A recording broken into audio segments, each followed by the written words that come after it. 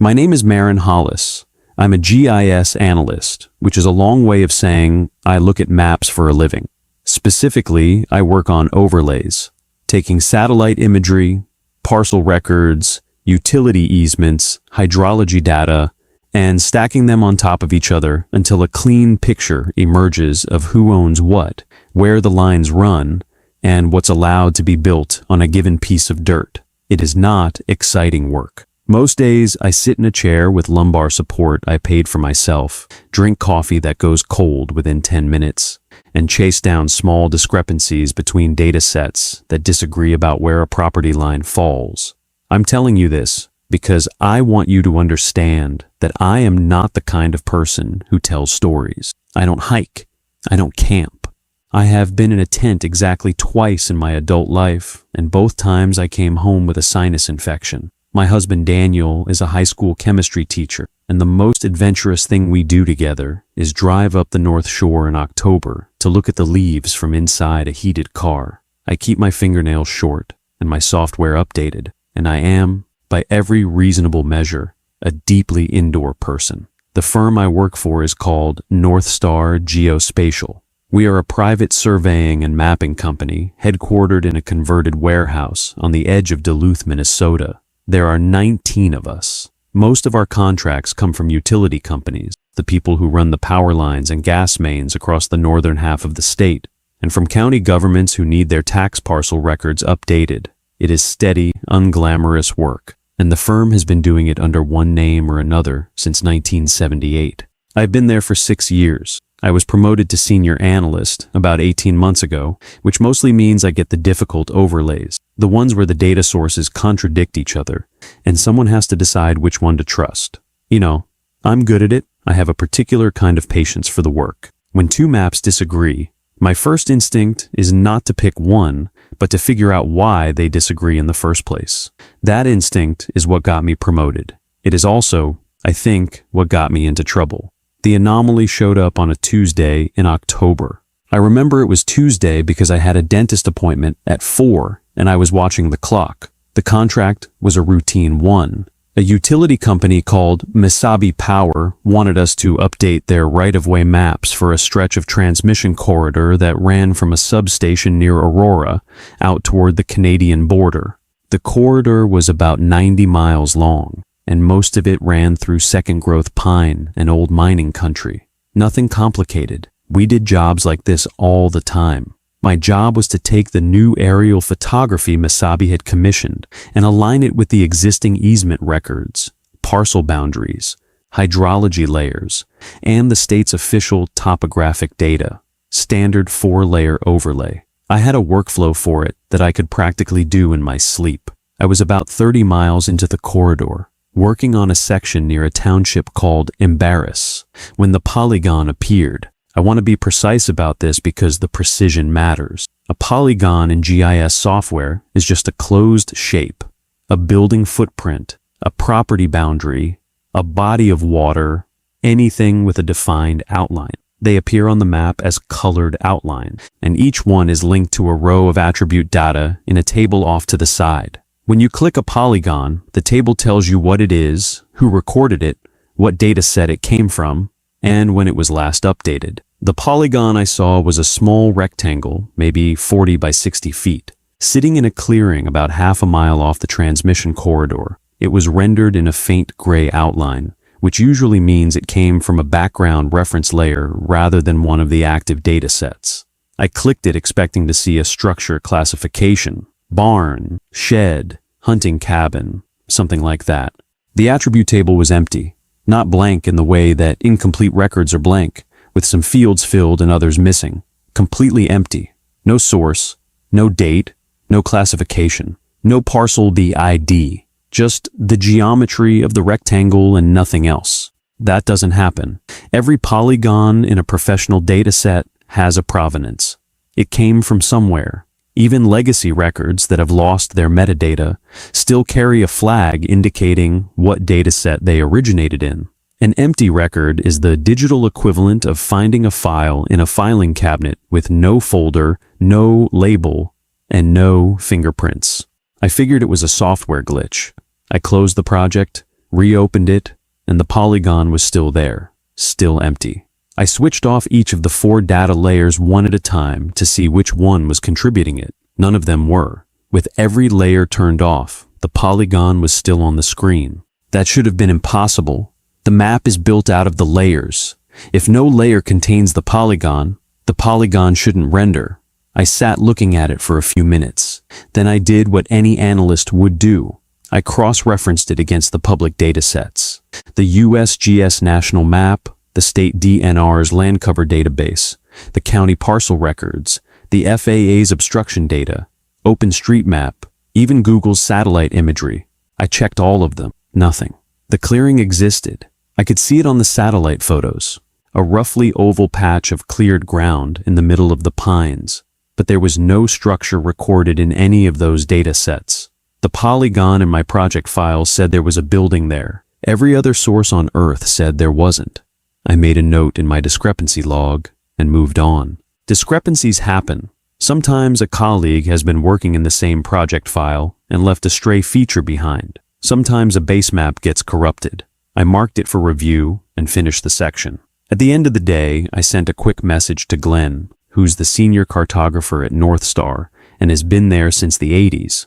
Glenn is in his 60s, wears the same brand of fleece vest every day in 3 different colors, and knows the geography of northern Minnesota the way some people know the lyrics to old songs. If there was a stray polygon in a Mesabi project, Glenn would know where it came from. His response came back about 20 minutes later. He said, "Probably a leftover from the old base map. I'll clean it out tomorrow. Don't worry about it." I didn't worry about it.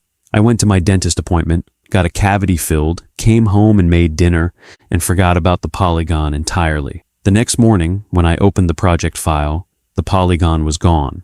That should have been the end of it. About a week later, I was working on a different section of the same corridor, further north, when I noticed something I hadn't noticed before. There was a thin gray line running across the map, a road, or a track of some kind, that connected the transmission corridor to the spot where the polygon had been. It was barely visible, rendered in the same faint gray as the polygon had been, and it didn't appear in any of my data layers either. I clicked on it, empty attribute table. I turned off all the layers. The line stayed. This was the part where, if I were a different kind of person, I would have closed the file and walked away. But I'm the kind of person who, when 2 maps disagree, wants to know why. I opened the file's metadata and looked at the history of edits. The most recent edit was Glenn's. The day after I'd reported the polygon, he had deleted one feature, the polygon, and the timestamp matched. But the line was still there. He hadn't deleted that. I went to Glenn's office. He was eating a sandwich at his desk, the kind of sad office sandwich that comes wrapped in plastic from a gas station. I asked him about the line. He chewed for a long time before he answered. "What line?" he said. I pulled it up on his monitor and showed him. He looked at it for a moment, and then he did something I have replayed in my head 100 times since. He didn't lean closer to the screen. He didn't ask questions. He didn't squint or adjust his glasses. He just looked at it for about 3 seconds, and then he said, "Old logging road, doesn't matter, I'll clean it out." Then he turned back to his sandwich. It was the speed of the answer that bothered me. Glenn is a thorough man. When you ask him about a feature on a map, he usually wants to know which data set it came from, when it was last verified, whether it's been ground truthed. He treats the maps like living documents, and he treats stray features like medical symptoms. He doesn't dismiss them in 3 seconds. I went back to my desk and looked at the line more carefully. It wasn't shaped like a logging road. Logging roads in that part of the state tend to be straight because they were cut with machinery, and they tend to follow contour lines or section boundaries. This line curved. It wound through the pines in a way that suggested it had been laid down by people walking, not by equipment clearing. I traced it back to the clearing. The polygon was gone from the map, but the clearing was still visible in the satellite photo, a faint oval in the canopy. I measured it, about 40 by 60 feet, the same dimensions as the deleted polygon. I knew, in the way you know things before you let yourself know them, that there was a structure in that clearing, and that Glenn had erased it from my map. I want to pause here and explain something about how I felt, because I think it matters. I was not afraid. I was annoyed. I was the kind of annoyed you get when a coworker takes the last of the coffee and doesn't make a new pot. Someone in my own office had reached into my project file and changed it without telling me, and the change had been about something real. Whatever was in that clearing existed. I had seen its outline. I had measured it, and someone had decided I shouldn't know about it. That annoyance is what made me drive out there. If I'd been afraid, I would have stayed home, but I wasn't afraid. I was correcting a discrepancy. The following Saturday, I borrowed Daniel's pickup. I told him I needed to ground truth a feature for work, which was true, and that I'd be back by dinner, which I believed. He asked if I wanted him to come. I said no, because the drive would be boring, and the work would be boring, and there was no reason for both of us to spend a Saturday on it. I packed a thermos of coffee, my field tablet with the project file loaded on it, a handheld GPS, and a bag of trail mix. I wore jeans and hiking boots that I had owned for 9 years and worn maybe a dozen times. I drove up Highway 53 and then east on a county road, and then onto a Forest Service road that turned to gravel and then to packed dirt, and by 10 in the morning I was parked at the edge of the transmission corridor, with the truck pointed back the way I had come. The corridor itself was wide and clean, about 150 feet of cleared ground under the high tension lines, kept mowed by Misabi's contractors. On my tablet, the gray line branched off the corridor about a quarter-mile north of where I'd parked. I walked up the corridor until the GPS told me I was at the junction, and then I turned into the trees. I expected to have trouble finding the track. Old roads in second-growth pine usually get swallowed within a decade. The trees grow up through them, the deadfall covers them, and even when you're standing on one, you can miss it. I expected to be bushwhacking. The track was clear, not maintained, exactly, not graveled or signed, but clear in the sense that the pines on either side of it had not closed over it. The ground underfoot was firm, with a thin scatter of needles, and the corridor of open sky above it was unbroken. Someone, or something, had been keeping the trees back from it. I walked for about 20 minutes. The track curved the way the line on my map had curved, which gave me a small private satisfaction.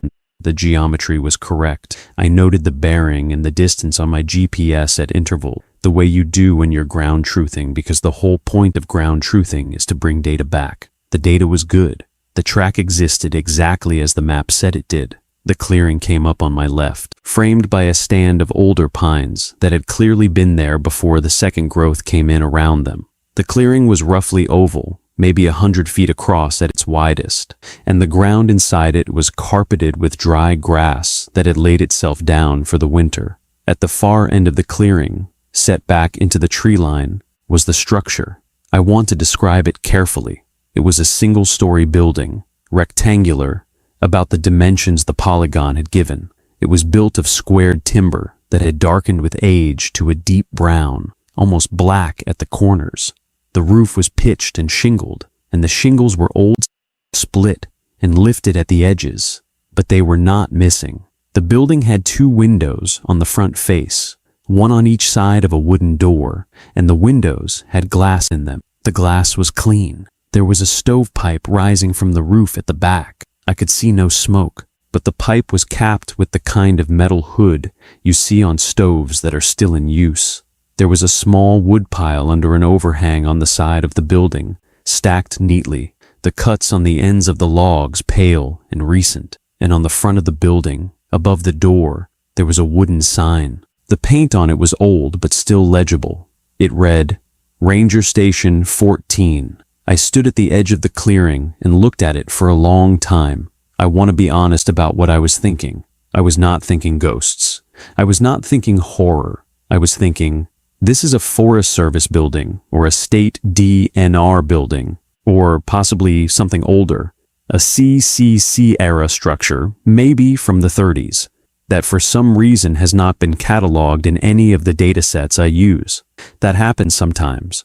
There are old administrative buildings in remote parts of the state that nobody updated when the digital records were created. They sit in the woods, slowly being forgotten by the paperwork, even as they continue to stand. But the woodpile bothered me. The clean glass bothered me. Forgotten buildings don't have clean glass. I crossed the clearing. The grass was unbroken. No trail through it. No flattening from recent feet. But I noticed when I got close to the building that there was a faint path of bare ground along the side, where someone had walked often enough to keep the grass from growing. The path went around to the back. I knocked on the door. I felt a little ridiculous doing it, knocking on a building in the middle of nowhere, but my whole training is in protocol, and the protocol for an unattended structure is that you announce yourself before you enter. I called out, "Hello." Nothing answered. I tried the door. It wasn't locked. The inside was one room, about the size of a small studio apartment. There was a cast iron stove against the back wall with a kettle on top of it. There was a wooden desk under one window with a kerosene lamp on it. There was a single bed against the side wall, made up neatly with a wool blanket.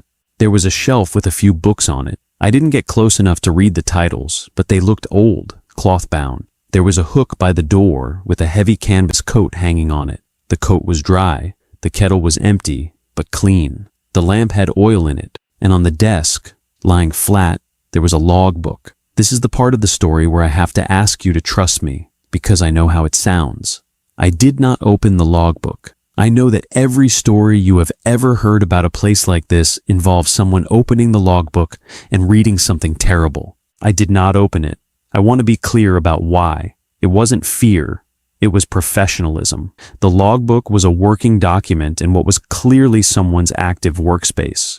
Opening it would have been like opening a stranger's diary on their kitchen table. I am a person who respects records.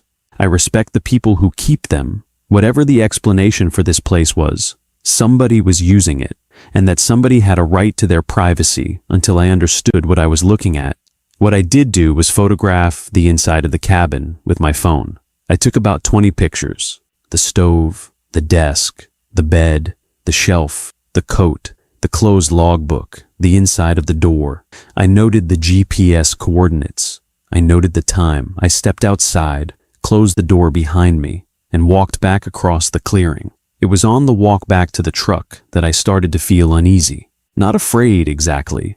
Uneasy in the specific way you feel when you realize you've misread a situation. I had come out here thinking I was correcting a database error. What I had actually done was walk into someone's active office without an appointment.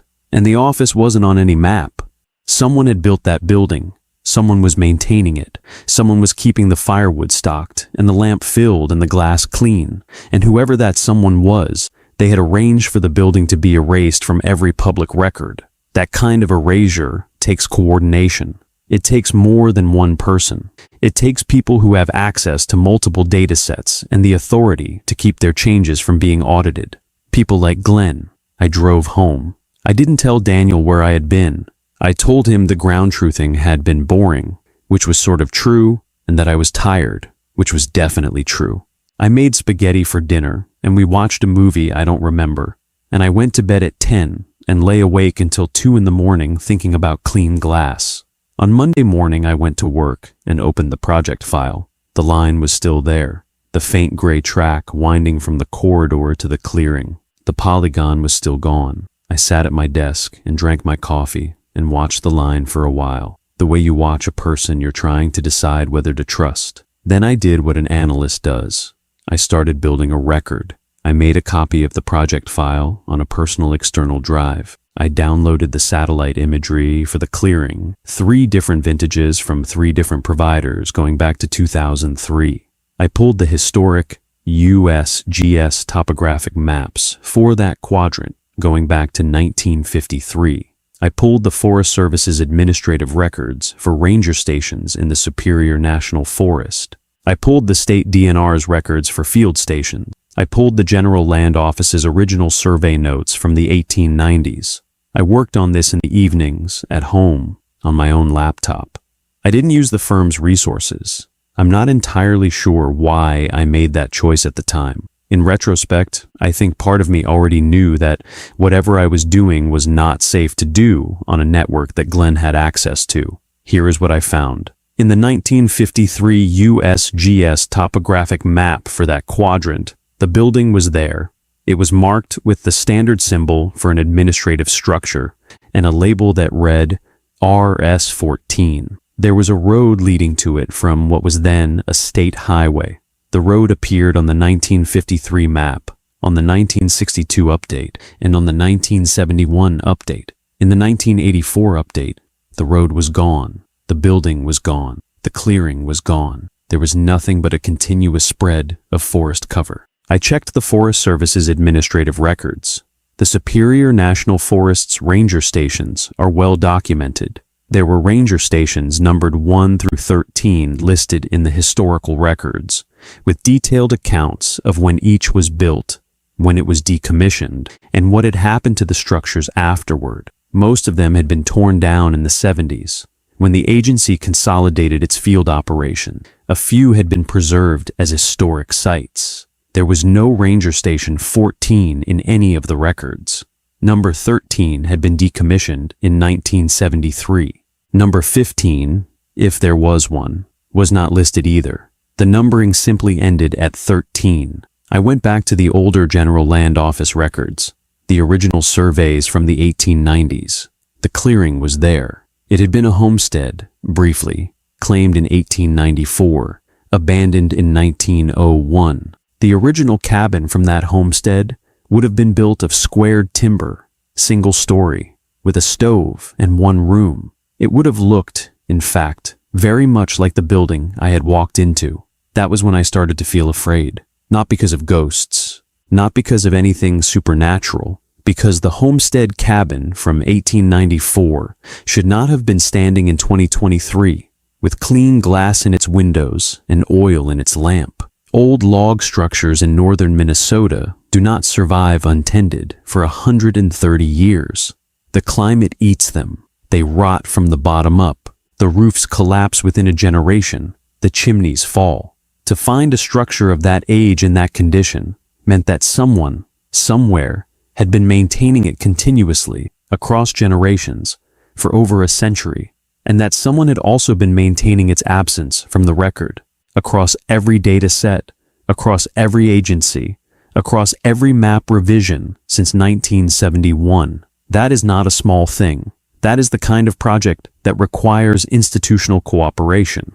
That requires that people in the Forest Service, in the state DNR, in the USGS, and private firms like North Star all know to look away from one particular 40 by 60 foot rectangle of ground. I sat at my kitchen table at 1 in the morning and I tried to imagine what kind of project that would be. I could not. The next day at work, I asked Glenn if I could buy him lunch. We went to a diner 2 blocks from the office. Glenn ordered a patty melt. I ordered a Cobb salad and didn't eat any of it.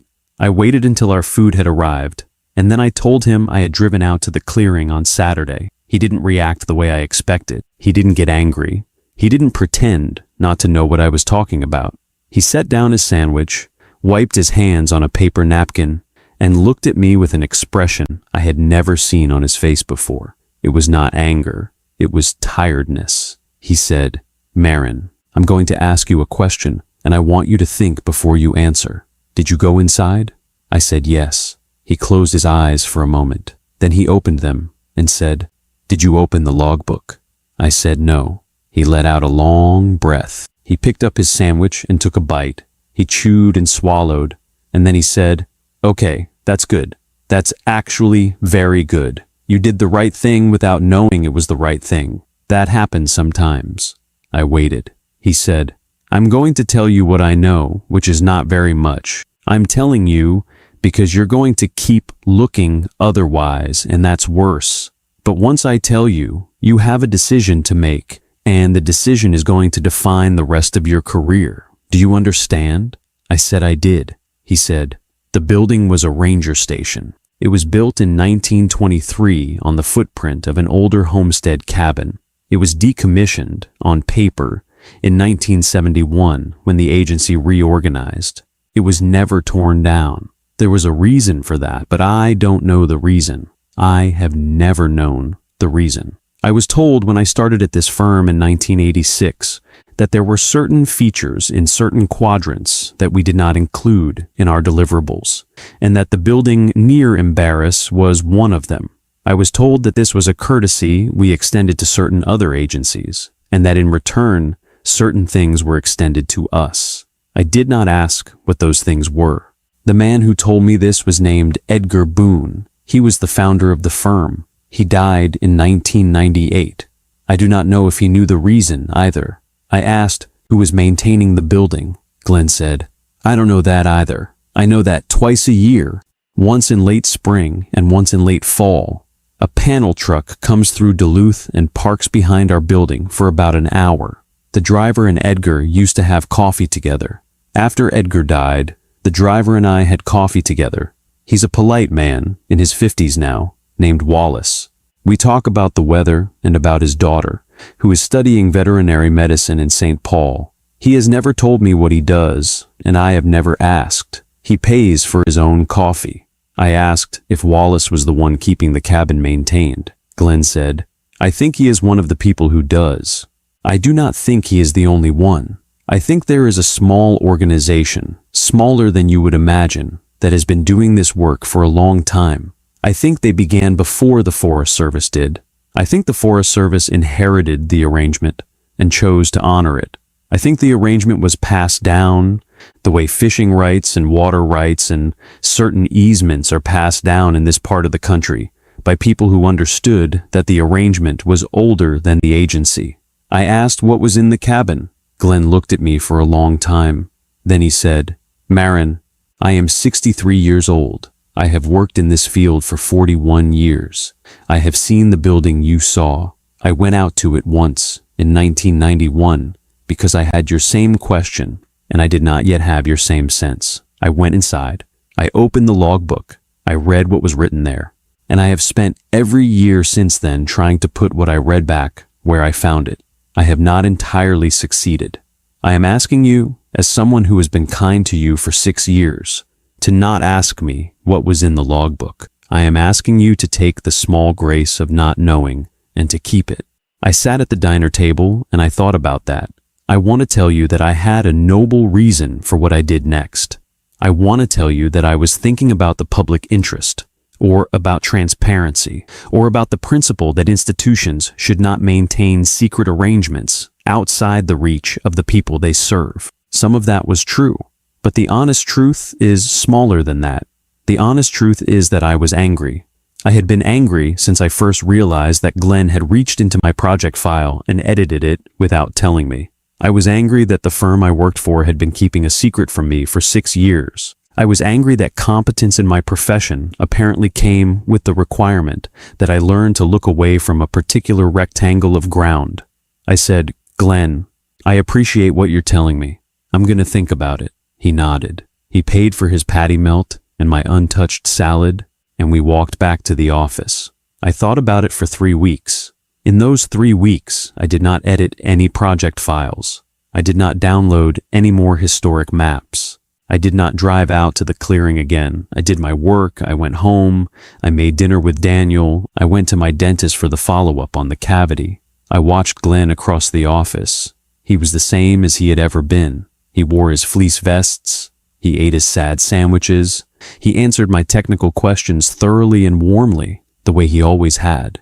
I noticed for the first time that Glenn had a particular way of looking at the maps. He looked at them softly, with his eyes slightly unfocused, the way you might look at a person you love who is sleeping. I had taken it for 6 years as the habit of an old craftsman. I understood now that it was the look of a man who had spent 41 years training himself not to see one specific thing. I thought about what that habit had cost him. I thought about the fact that he had not asked Edgar Boone for the reason, and had not asked Wallace for the reason, and had built a career on the assumption that some reasons were not for him to know. I thought about the fact that he had been a kind boss to me, and that this kindness had included, without my consent, an apprenticeship in the same habit. I thought about Daniel, who knew nothing about any of this, and who would have to live with whatever I decided. At the end of the 3 weeks, on a Friday afternoon, I cleaned out my desk. I did not make a scene. I did not send a firm-wide email. I did not contact a journalist or a regulatory agency or the Forest Service.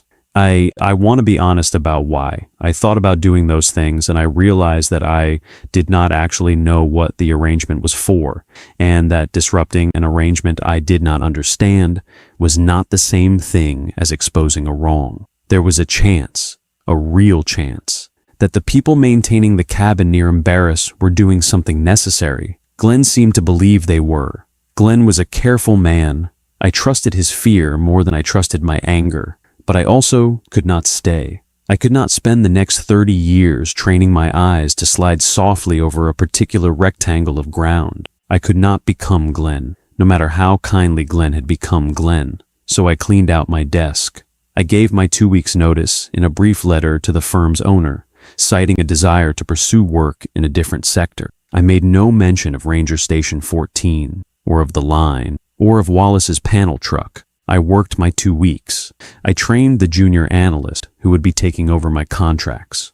On my last day, Glenn came to my desk and shook my hand and said, "Thank you, Marin. I mean that." I said, "I know you do," and I left. The external drive with the satellite imagery and the historic maps and the photographs from inside the cabin is in a safe deposit box at a credit union in Superior, Wisconsin. The key is taped to the back of a framed photograph in my upstairs hallway. I have not opened the box since I placed the drive in it. I do not intend to open the box unless something specific happens, and I have a written description of what that specific thing is, sealed in an envelope with my will. I work now for a small environmental consultancy in Duluth. I do wetland delineations and stormwater modeling. The work is less interesting than what I did at North Star. The maps I make do not have any quiet rectangles in them. About 6 months after I left, I was driving home from a site visit on a county road I don't usually take, and I passed a panel truck going the other way. It was an older truck, white, with no markings on it. The driver was a man in his 50s, with a polite, ordinary face. He raised one hand in the small wave that drivers exchange on rural roads. I raised mine back. He did not look at me twice. I have thought, since then, about whether I made the right decision. I am not sure that I did. There is a version of me that stayed at North Star, that learned to look softly at the maps, that grew old in a fleece vest and trained the next analyst to look softly too. That version of me has more money than I do. She has the satisfaction of competence rewarded. She has, perhaps, a sense of belonging to something old and quiet and possibly necessary. And there is another version of me that drove back out to the clearing one Saturday and opened the logbook. I think about that version more than I should. I do not envy her. Glenn's face at the diner is the most truthful thing I have ever seen on a person, and I do not want the knowledge that put it there. I left because I could not be either of those people. I think that was the only honest choice available to me. I am not sure it was the right one, but I am sure it was mine. The map on my work computer now is full of wetlands and culverts and the boring, honest geometries of stormwater. When I open a project file, every polygon has a source. Every line has a date. Every feature has a name. I clicked on a culvert this morning, and the attribute table told me it was installed in 2009 by a contractor named Halverson, and I sat at my desk for a moment and felt something like peace. There is a rectangle of ground near Embarrass, Minnesota, that is not on any map. There is a building on it that has been standing for 130 years. There is a logbook on a desk inside it that I did not open. There are people who maintain the building and the absence of the building, and they have been doing it for longer than my profession has existed. I do not know what the building is for. I have made my peace with not knowing. If you ever find yourself looking at a map for a living, and you see a polygon with an empty attribute table, I will tell you what I wish someone had told me. You have a choice in that moment that you will not get to make again. You can click away. You can let the senior cartographer clean it out. You can let the small dishonesty pass through you the way it has passed through everyone before you. And you can have a long career and a quiet life and a desk you do not have to clean out. Or you can drive out there and you can stand at the edge of a clearing and look at clean glass and old windows, and you can carry what you saw home, and you can decide eventually what kind of person you are going to be about it. I am not going to tell you which choice is right. I have not earned the authority to tell anyone. I am only going to tell you that the choice exists, and that it is smaller and quieter than you would think, and that nobody will ever ask you to make it out loud. My name is Marin Hollis. I make maps of wetlands now. The maps are honest. I sleep well most nights, and once or twice a year, in late spring and in late fall, I find myself watching the road for a white panel truck, and I am not entirely sure whether I am hoping to see it or hoping not to. That is the whole of what I have to tell. Next time, I'll tell you about the woman who lived 3 doors down from me when I was a child, and the small green notebook she kept on her kitchen windowsill, and the afternoon I realized that every name in it was the name of someone on our street.